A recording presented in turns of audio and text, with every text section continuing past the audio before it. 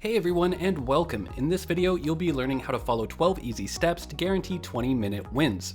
You'll be learning the importance of securing early scuttles, how to convert your leads into objectives, a specific trick to using the Rift Herald, and so much more, all so you can get those fast and easy 20-minute victories.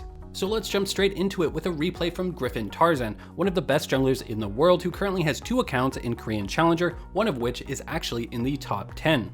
The first step to getting quick wins is to play an early game jungler. Now don't worry, the majority of things that you're about to learn can still be applied to a scaling jungler, but obviously it would just be less effective.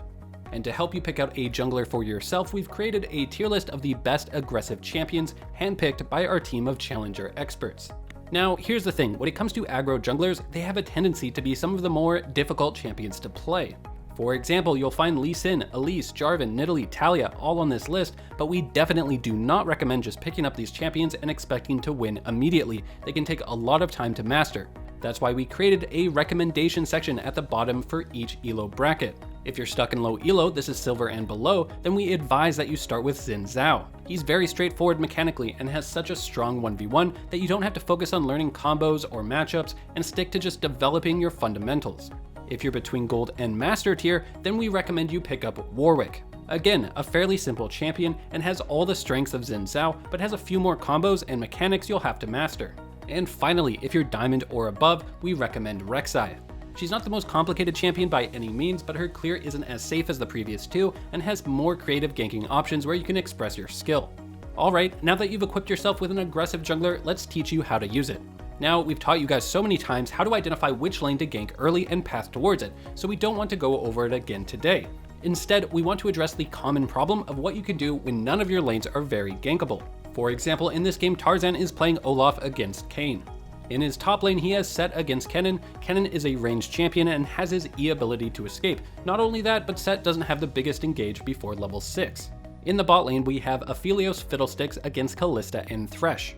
Kalista and Thresh are a really safe lane with their escapability, and suddenly we see that neither side lane offers us great gank opportunities. So what should we do?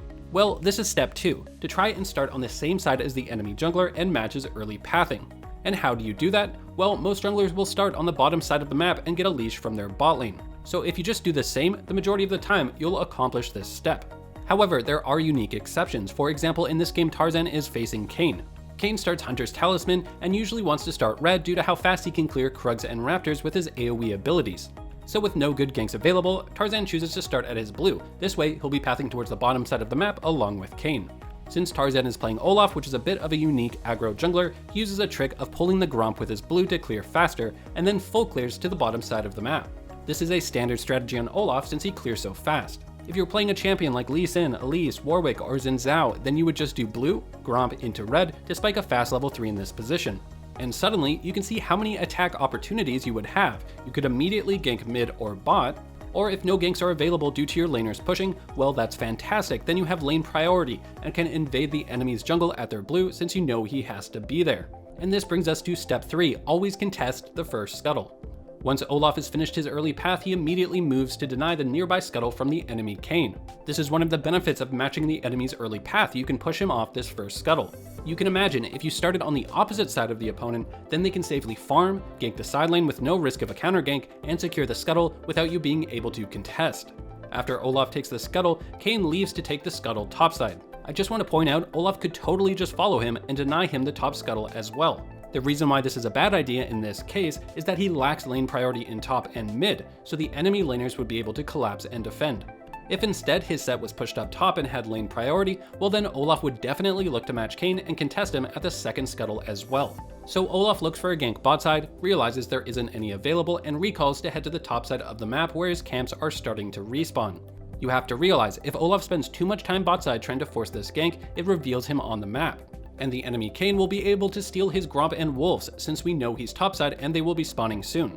After Olaf takes the Gromp, Kennen is overextended top and so he moves to gank.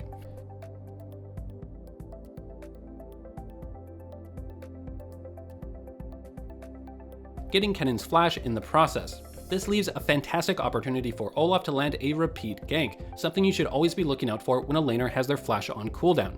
When we take a look at the minion wave, we can see it's frozen near Set. If Kennen recalls, then walks all the way back to lane, he will fall massively far behind if Set maintains this freeze. So naturally, Kennen uses his teleport to get back to lane faster so he doesn't fall behind. Awesome, Kennen's flash and teleport are now on cooldown. But when we look at the wave, we can see it's now pushing towards Kennen as the minions are starting to build up. This is actually fantastic. It means if we kill Kennen, he's going to lose a massive wave afterwards. So there's a lot more going on than just Olaf ganking to get a kill on the flashless Kennen. You have to realize if Kennen survives this gank, he's actually screwed anyways, since he'd be low on health. Zed and Olaf could just crash the wave, setting up a dive on Kennen if he stays, or just zoning him and forcing him to recall. Either way, it's a win. The greatest part is that we actually know there's no way for us to be counter-ganked by Kayn. Remember, we saw Kayn going for the top scuttle earlier. Then as we headed topside, we saw our camps are respawning. Well, so are Kayn since he started on the same side as us. So while we're clearing our topside camps, so is he. The difference is, we then move to look for the gank topside.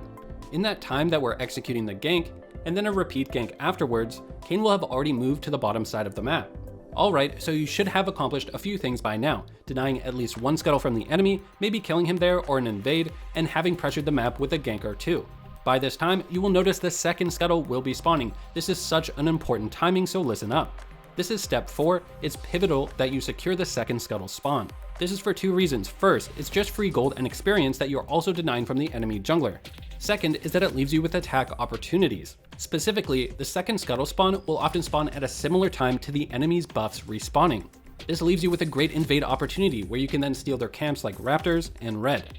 Remember, you'll be stronger than the enemy jungler due to the champion you've selected and the previous steps you've accomplished. This is why you want to take advantage of this and continue the aggression. Which leads us into step 5, don't be afraid of the 2v2. You don't want to play scared. Realize you're piloting an aggressive jungler with an advantage, so use that advantage as early as you can, as even-numbered fights should nearly always be in your favor. The biggest risk isn't even-numbered fights at this point, it's actually having the enemy jungler split the map in half vertically. This will cause him to avoid fights with you, while still being able to farm freely and gank lanes without being counter-ganked. When this happens, it's like you're giving them a free pass to outscale you. I quickly want to mention that we have over 100 Challenger-tailored courses on our website, designed to truly help you improve, and fast.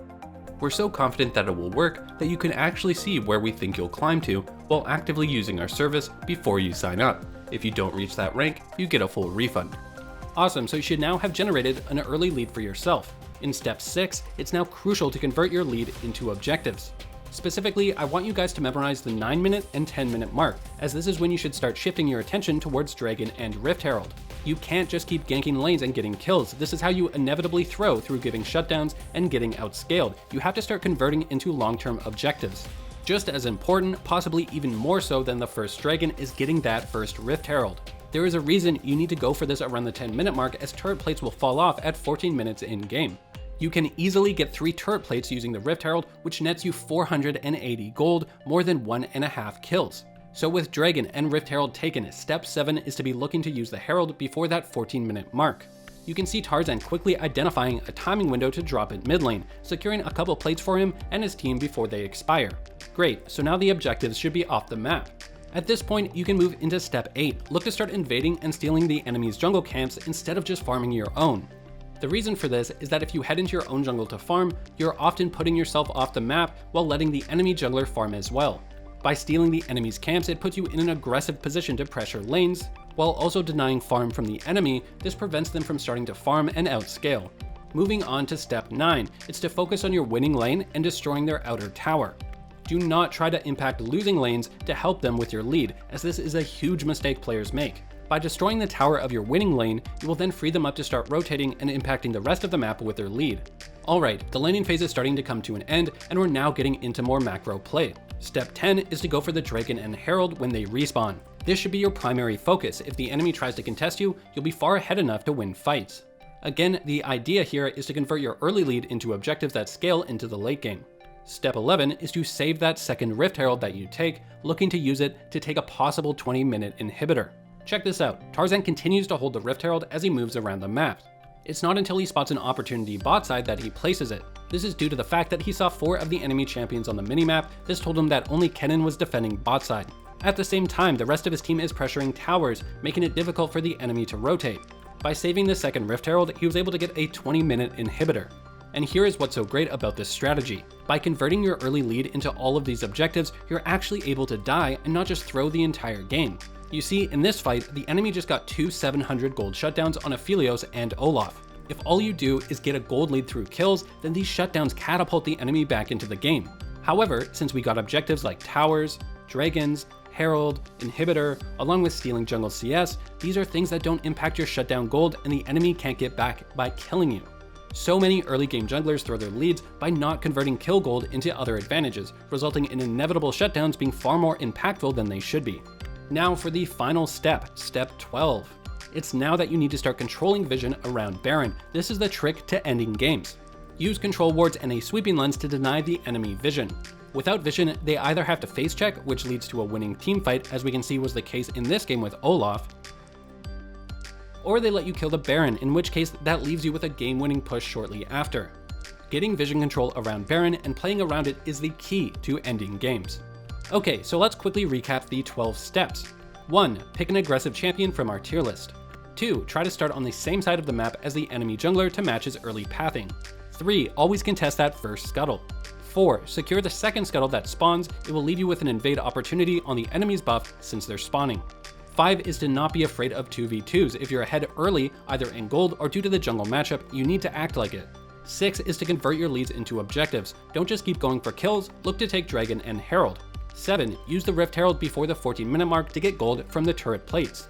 8. Start invading and stealing the enemy's jungle instead of your own. This prevents you from being outscaled. 9. Focus on your winning lane and destroy their outer tower so they can start rotating around the map. 10. Go for the Dragons and Rift Herald when they respawn again. 11. Save that second Herald for a possible 20-minute inhibitor. And finally, 12. Control vision and play around Baron. This is the key to ending games. Alright, that's going to do it for this one. What step do you think is the most important? Are there any steps you think we missed? Let us know in the comments section below. Remember to like, subscribe, and hit the bell icon, and if you want to rank up and take your game to the next level, make sure to check out our website, skillcapped.com, link in the description below. I'm Hexadecimal signing off, and as always, good luck and have fun on Summoner's Rift.